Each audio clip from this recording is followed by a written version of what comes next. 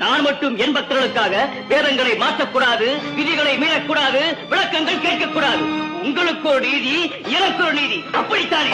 இறுதியாக சொல்லுகிறேன், என்னை வழிபடும் குடும்பத்தை எப்படியும் வாழ வைத்தே தீர வேண்டும் என்று முடிவு செய்திருக்கிறேன். பரம்பொருளே, பராசக்தியே, பரந்தாமரே, படைப்பவரே, உங்கள் முடிவென்ன?